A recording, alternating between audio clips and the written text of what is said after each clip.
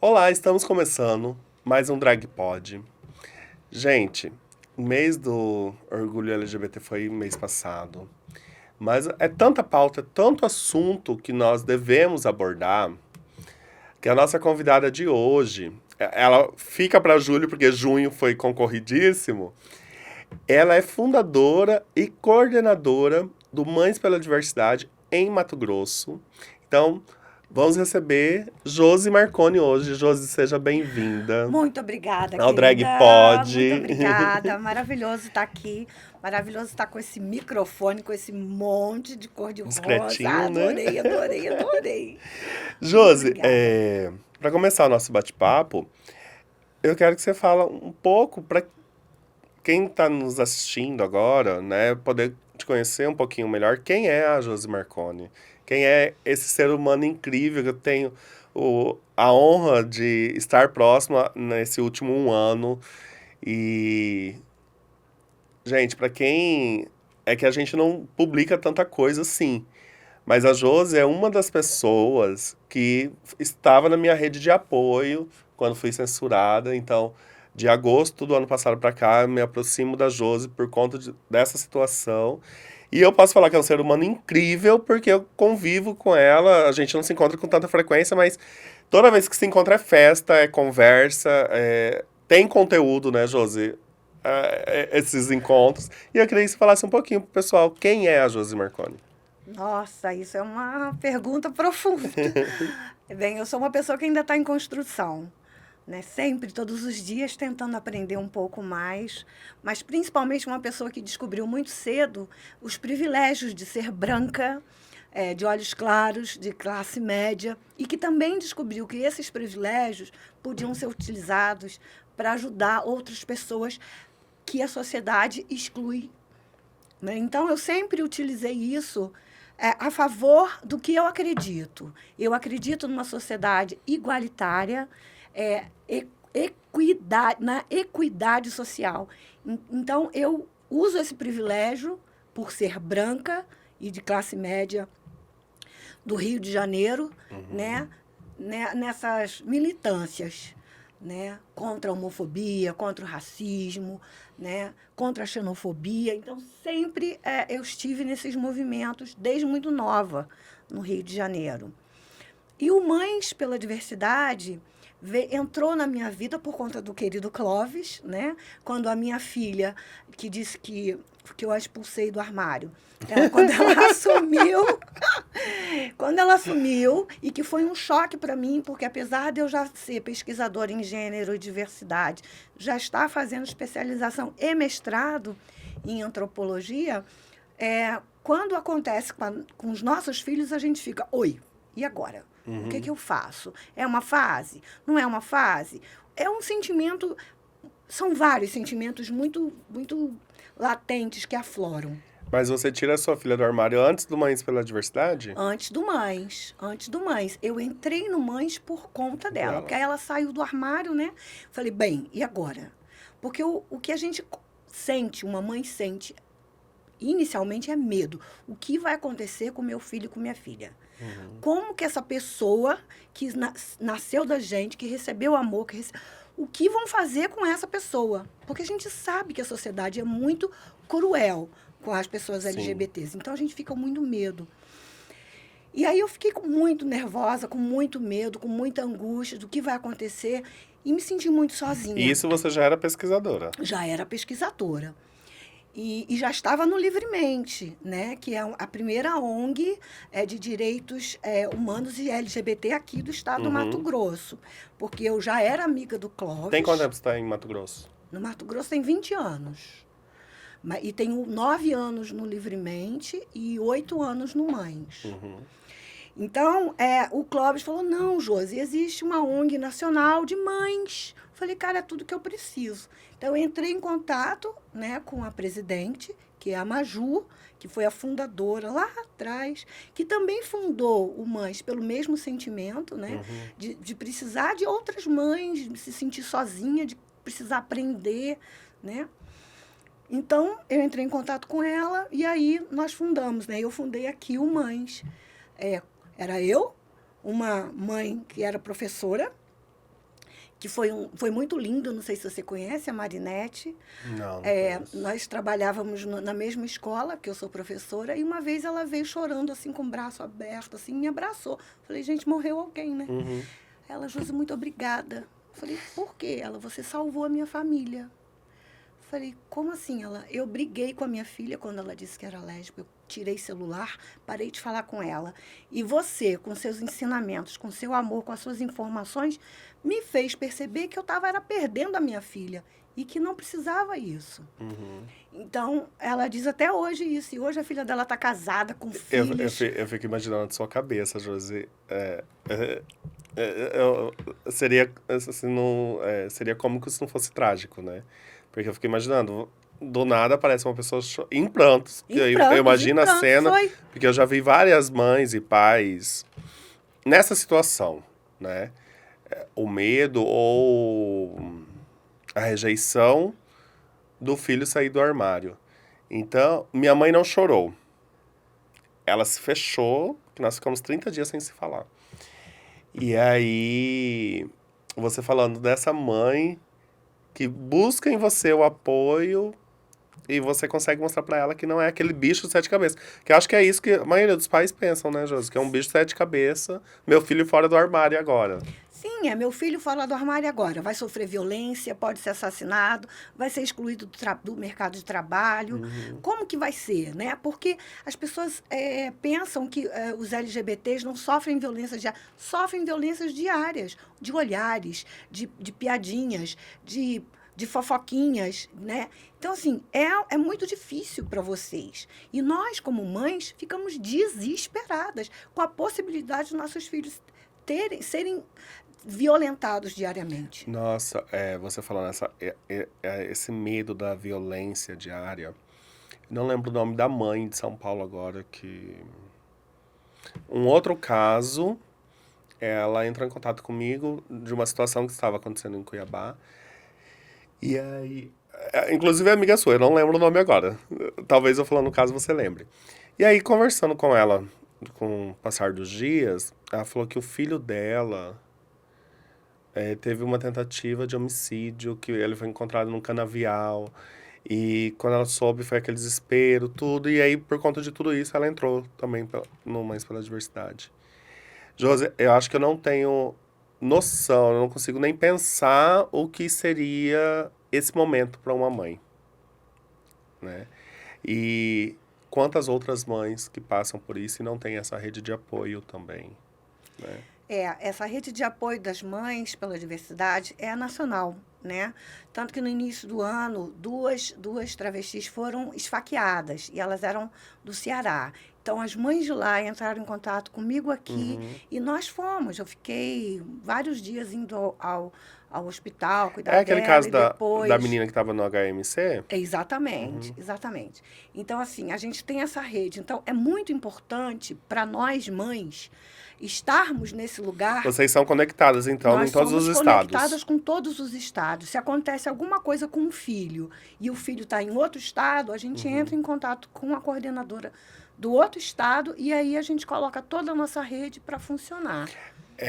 O coletivo está só no Brasil ou já estendemos para outros países, Josi? Bem, o Mães pela Diversidade está só no Brasil, né? Mas nós somos vice-presidentes da Associação de Madres de Hijos LGBTs.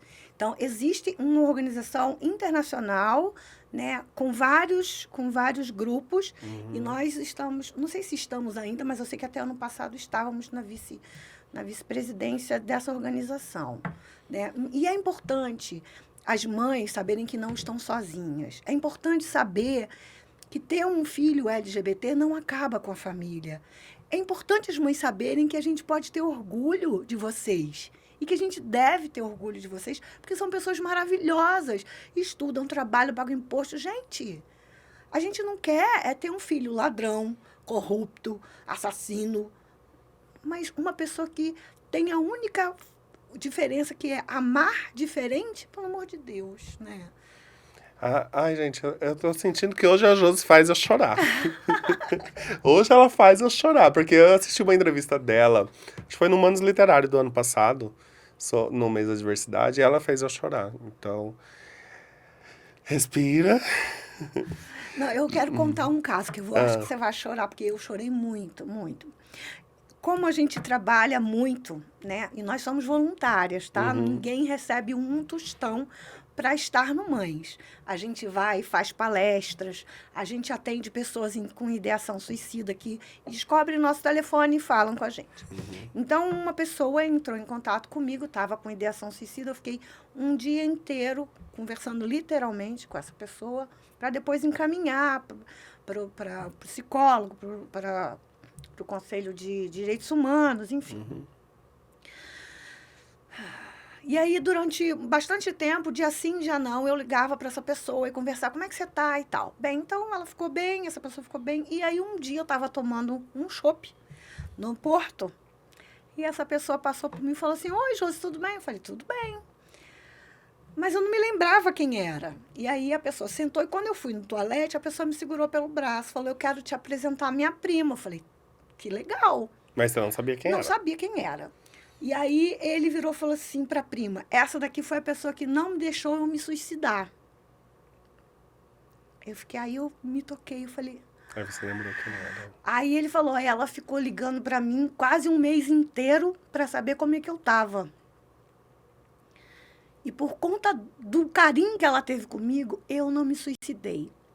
Então, esse também é o nosso trabalho. E eu cheguei no banheiro, chorei muito, porque às vezes a gente fica muito cansada de trabalhar, fica muito cansada, né? Assim, é um peso muito grande. Mas quando ele falou isso para mim, eu falei, obrigada. Era isso que eu precisava. É sinal que tá no Precisava caminho desse certo, né, sinal, Josi? né? Para eu não desistir, né? Porque é muito cansativo, às vezes, é muito dolorido. Porque quando um de vocês cai, a gente sente uma dor muito grande. Porque a gente. Primeiro, porque a gente não quer que nenhum de vocês caia. Mas porque a gente pensa, nossa, ainda temos muita coisa para fazer. Podia ser um dos nossos filhos, né? Então, assim, é um trabalho que ainda tem muito que ser feito. Por isso que a gente precisa dar as mãos para as outras mães, né? E a gente precisa dessa rede, ficarmos todas juntas para a gente distribuir esse amor, para a gente distribuir esse carinho e para dar força para vocês, né? Para vocês terem orgulho de serem quem são, que isso é muito importante, né? Ter orgulho, gente, ter orgulho porque a vida merece ter orgulho de estar vivo, né? Então é isso. Josi, e falando desse apoio, né, Mães pela Diversidade, nós estamos em Mato Grosso. Se tem alguma mãe que está nos assistindo e quer participar deste coletivo, como que faz? Qual que é o processo para somar com o coletivo? Bem, nós temos o Instagram e temos o Facebook. É só entrar em contato com o Facebook, no Facebook ou no Instagram, Uhum, que lá eles encaminham, né? Porque o nosso Facebook, nosso Instagram, ele é nacional. E aí uhum. eles encaminham para os estados. Qualquer pessoa de qualquer estado pode entrar e aí eles encaminham para a coordenação do estado, do respectivo estado. E como que é organizado o coletivo, Josi? Você está como coordenadora, mas como que vocês se organizam? Tem reuniões constantes? Quais são as ações que o coletivo faz? Bem, a gente tenta se reunir online, é de 15 em 15 dias, né? A gente vai retomar os nossos encontros presenciais, né? Porque eu tenho trabalhado muito, não tenho conseguido fazer essas reuniões presenciais, porque é muito difícil. Por exemplo, eu tive em Cáceres, aí nós tivemos uma reunião em Cáceres. Eu tive em Juína, nós tivemos uma reunião em Juína. Mas reunir todas é muito difícil, porque tem mãe de todos os lugares, né? Uhum. Então a gente tenta, assim, aí em Cuiabá, reunir as de Cuiabá, em Cáceres, de Cáceres, de Juína, né? De VG, agora temos em VG também, Sinop. Então, assim, é muito legal. Gente, para vocês verem como amor de mãe está em todos os lugares, Mães pela Diversidade. Só que a Josi citou as cidades aqui, tá cada uma numa ponta do estado. Não é Sim. nada perto. Nosso estado é um estado continental. Então, daqui a Juína, de carro, é de 10 a 12 horas, dependendo quem está dirigindo. E eu vou de ônibus. Que aumenta esse tempo. Eu, Aumenta, eu sei aumenta, porque aumenta. eu estive em Juína recente, vou no início do mês e volto em novembro, que eu faço um trabalho com o pessoal lá. de... É conscientização, mas não é tão direta, né? A conscientização fica no entrelinhas sobre respeito e diversidade. E tá, as reuniões hoje, então, estão concentradas online. Teve esses encontros, né, em alguns municípios. Mas quais são as principais ações, Josi, hoje, do Mães pela Diversidade em Mato Grosso? Bem, nós fomos, essa semana, inclusive, nós fomos no CRAS, né, falar Você tá com com... um pelinho É. no nariz, Ah, no da pluma nariz? rosa, bem no pé da Tá. sobrancelha. Vem cá. Peraí, gente. É isso. E aí? Então, nós tivemos no CRAS, foi muito lindo, eu fiquei apaixonada. Então, a gente sempre faz reuniões quando nós somos chamados, nós já tivemos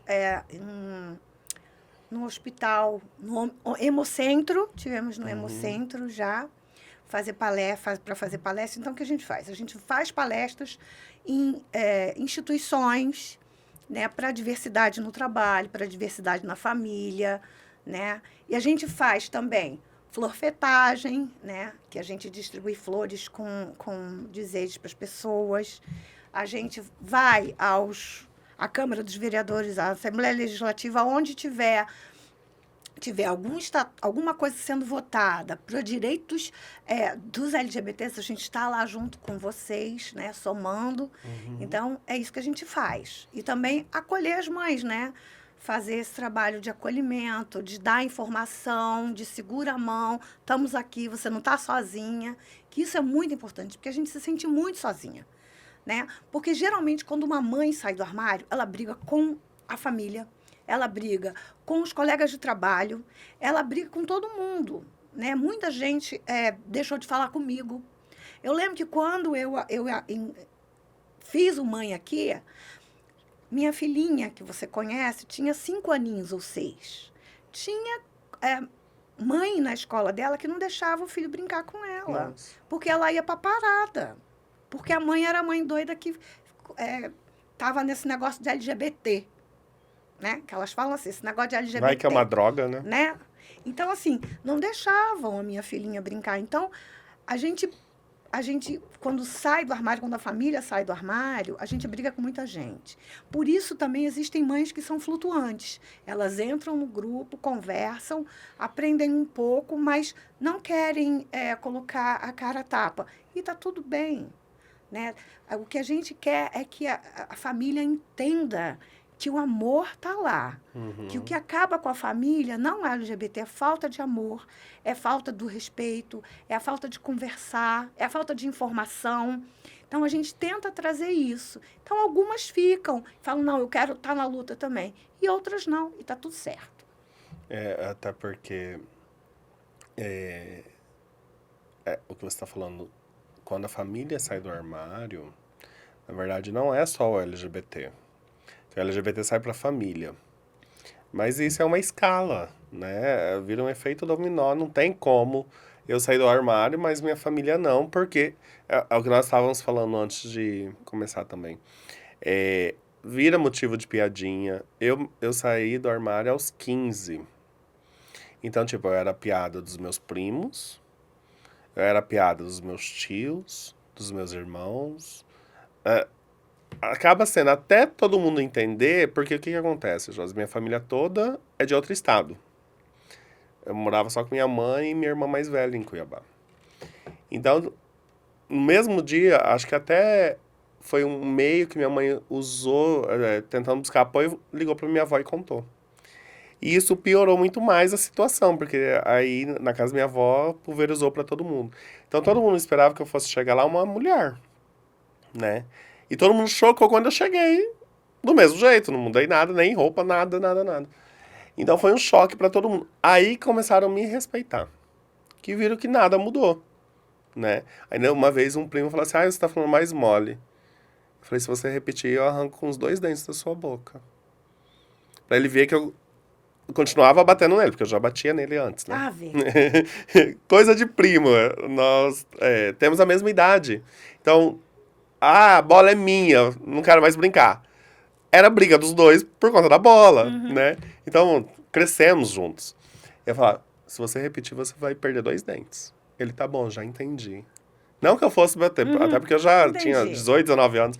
Mas pra ele entender que nada mudou.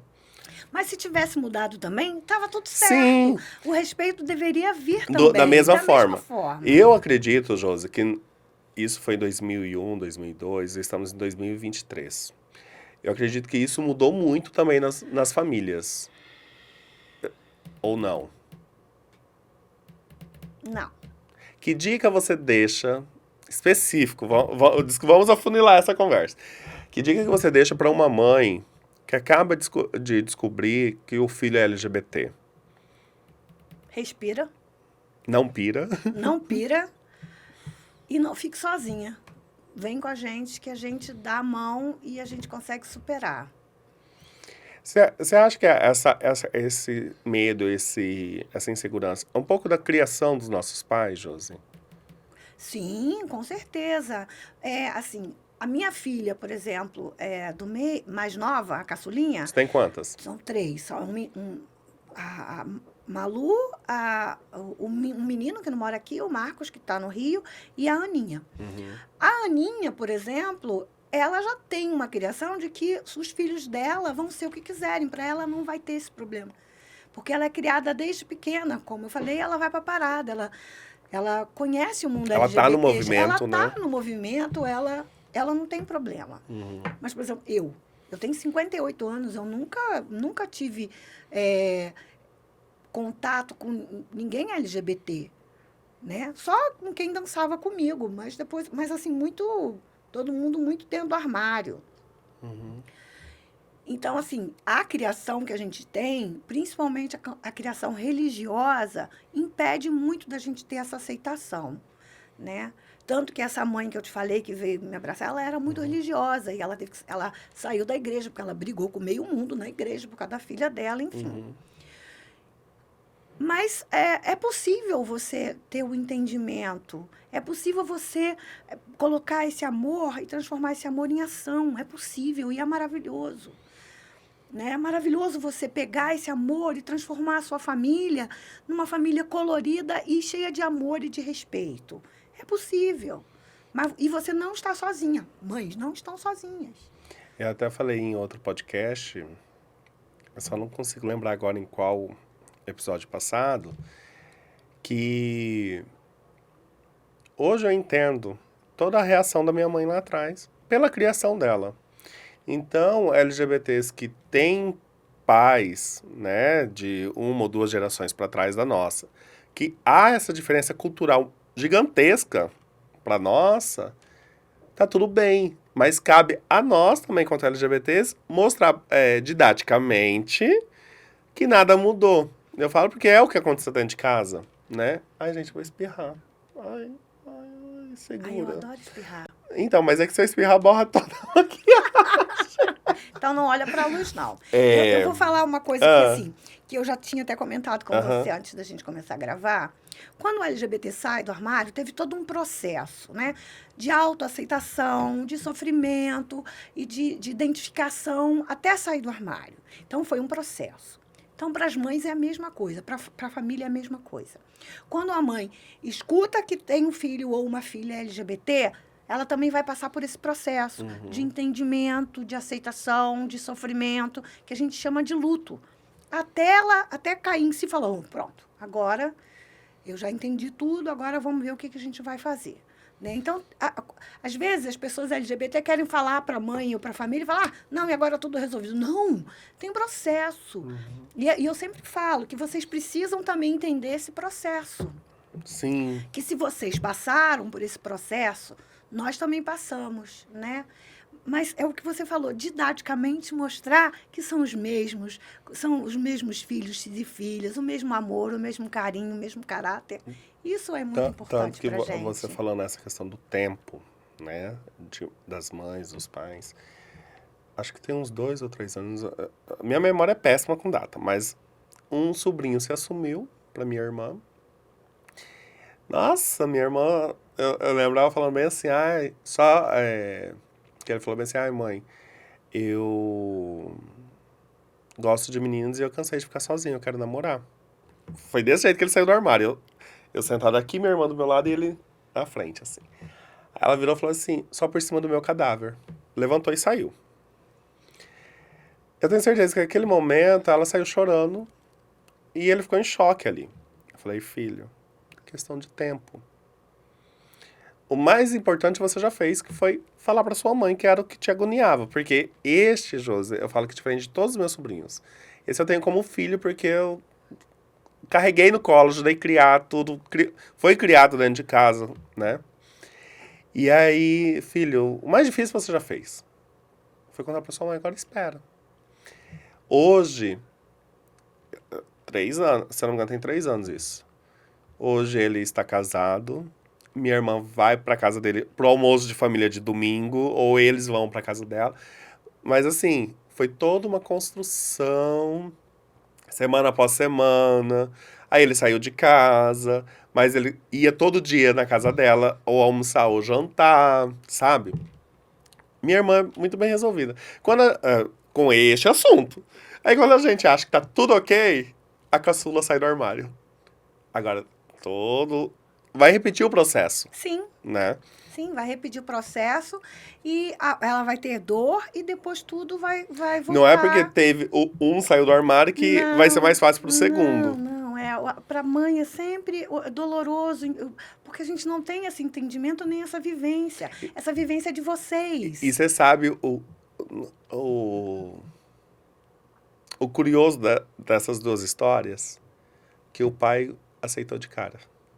Bem curioso mesmo.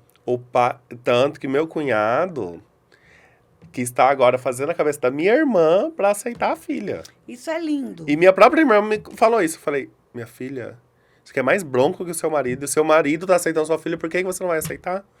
E aí tem outra coisa, Josi, falando dessa situação dos meus sobrinhos, que eu quero jogar a bola pra você. Que eu falei em casa, inclusive nesse final de semana. Quais são as consequências desses filhos, desses LGBTs, que não têm o apoio da família? Que não tem esse amor, que não tem essa... A aceitação não é de cara. Não. Mas eu conheço pessoas que foram expulsas de casa com a roupa do corpo. No ato que fala, mãe, eu sou gay, mãe, eu sou lésbica, mãe, eu sou travesti, ou o que for da sopa de letrinhas. Graças a Deus eu não fui expulso de casa, mas conheço muita gente. E toda vez que eu falo isso pra alguém, uma mãe, um pai, um irmão, acham que eu tô de mimimi. Mas eu quero jogar pra você essa bola, que eu acho que você quanto mãe, você quanto coordenadora Mães pela Diversidade, você tem um peso até maior que eu E como pra falar dessas professora, né? consequências. E como professora também, né? Primeiro, é importante a gente entender que criança LGBT existe. Existem crianças e adolescentes que são LGBTs, que se identificam e que se assumem. Mães e pais, isso não quer dizer que a criança ou adolescente vai sair transando por aí. Assim como uma criança hétero não sai transando por aí. É só... Eu gosto de meninos, mas não estou namorando, mas eu gosto. Né? Já estou entendendo isso. Então, crianças LGBT existem. Agora, quando um adolescente ou uma criança se assume e o pai, a mãe, a família expulsa, não aceita, porque às vezes ele não aceita, mas não expulsa. E aí essa pessoa fica em casa sofrendo violências físicas, psicológicas, financeiras. Geralmente, quase na totalidade, essas pessoas têm ideações suicidas, entram em depressão profunda e ideação suicida. Eu sempre digo que a comunidade LGBT não se suicida, ela é suicidada pela sociedade, né, e pela família. Então, isso é uma coisa muito séria. Quando a gente não aceita um filho, a gente está jogando esse filho numa possível depressão e num possível suicídio. Se é expulso ou expulsa, muitos novos não têm condições de se manter. Vai acabar na prostituição, porque é onde consegue trabalho rápido e consegue se manter, né? E muitas dessas pessoas que são expulsas de casa e caem na prostituição também entram nas drogas. Então, é um ciclo, né? Então, um pai, uma mãe, uma família que não aceita pode estar jogando seu filho na depressão, na ideação suicida, na prostituição e nas drogas. Então, não, e aí depois não adianta chorar e falar que, mas fulano... Não, é a parcela de culpa da família. A família tem essa parcela de culpa, sim. Porque se você acolhe, se você dá a mão, se você dá amor para essa pessoa LGBT, ela vai ter força, vai se sentir amada, vai ter um porto seguro, vai ter com quem conversar, vai ter com quem falar as coisas. Não vai precisar procurar nada dessas coisas na rua. E vai continuar estudando, vai se formar, vai ter seu trabalho. Quantos LGBTs a gente vê que tem doutorado, pós-doc? Gente, Empresários de sucesso, empresárias, políticos. políticos, né? Então, assim, o amor da família e o apoio da família para um LGBT é igual para um hétero. A família precisa ser o cais, o porto seguro. E quando um LGBT tem esse porto seguro, nossa, é maravilhoso.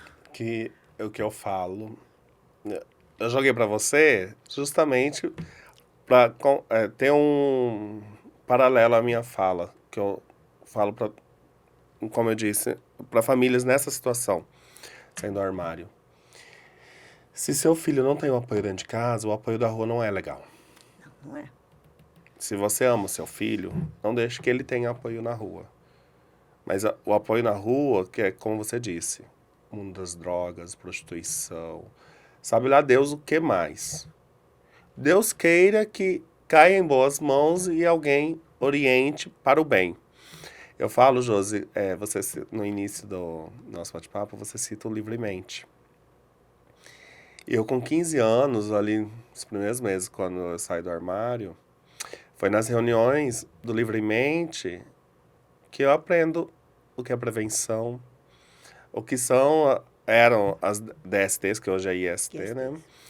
E aí que eu começo a ter contato com a comunidade LGBT através do Livremente, que as reuniões eram ali perto da Matriz. Sim.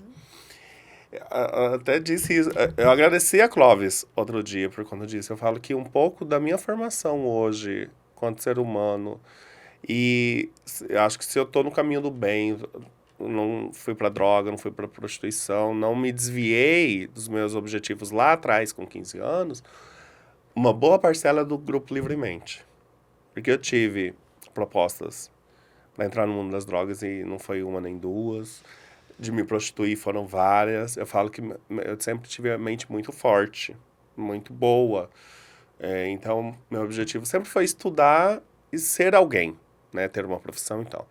Então, eu tive esse apoio no Livremente, né? Eu lembro que Maurinho era psicólogo no grupo, tinha Clóvis.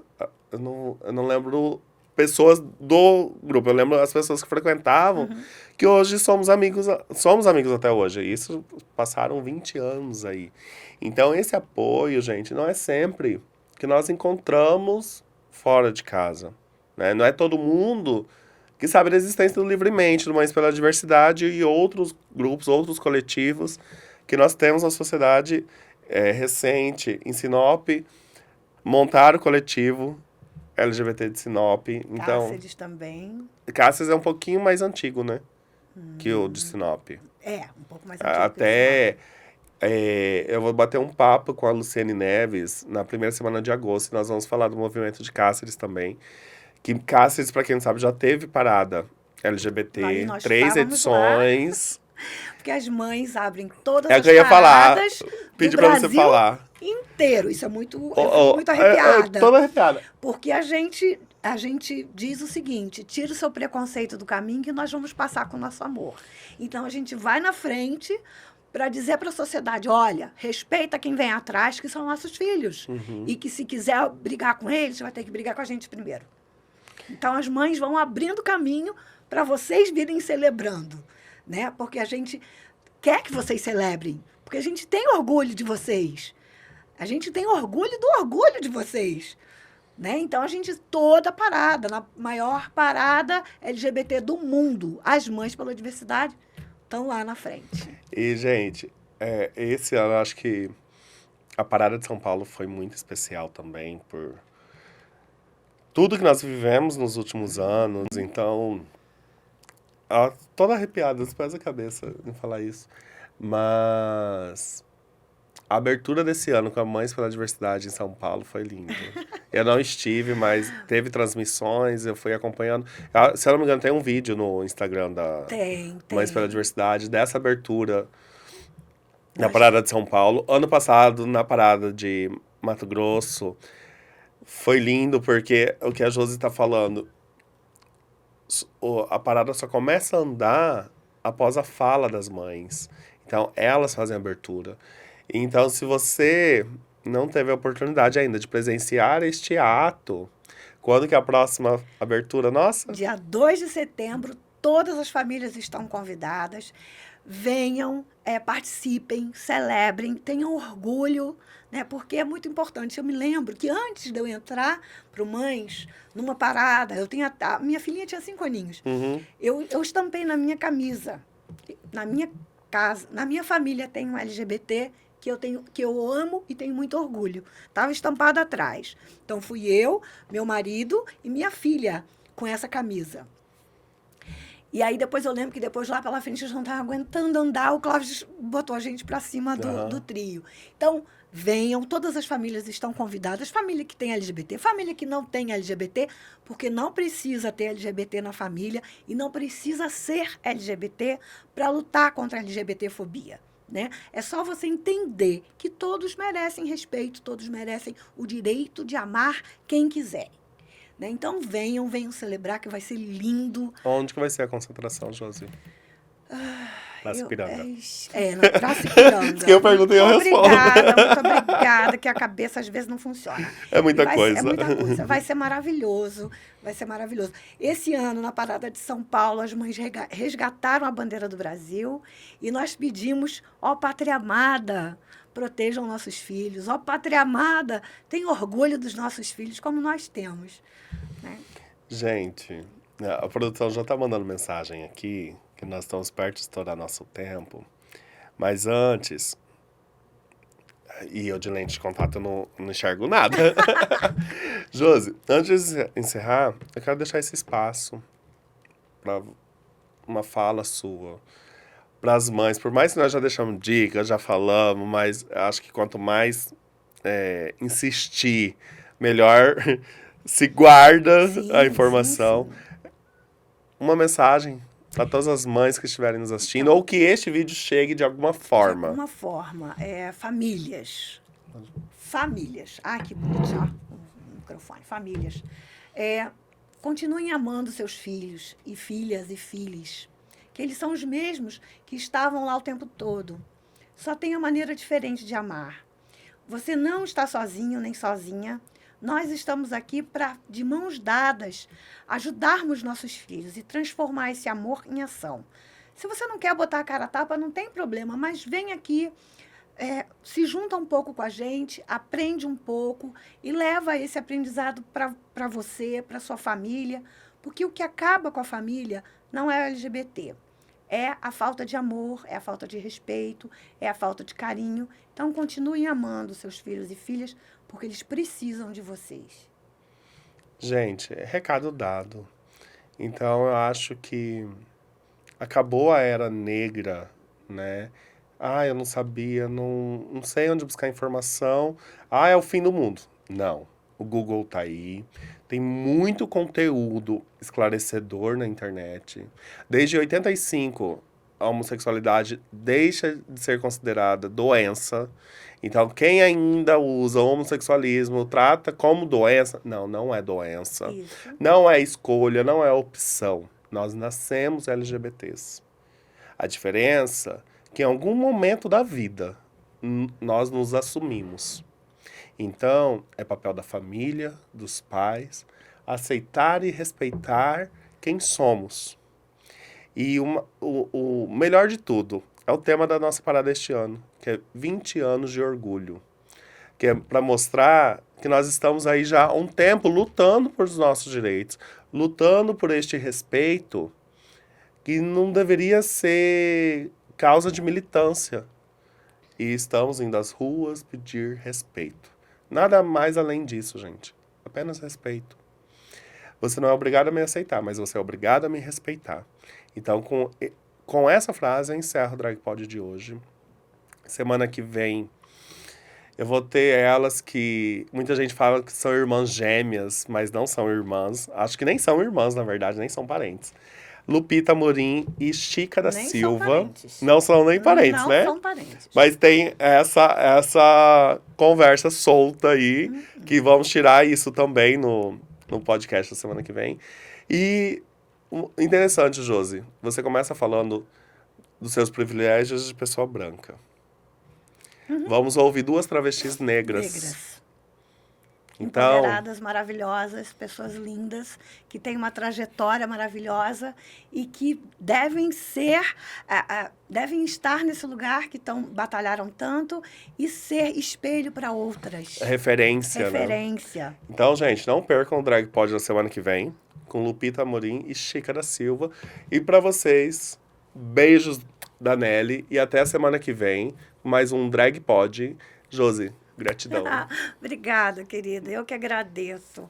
Nós temos Volte orgulho sempre. do orgulho de vocês. Obrigado, gratidão.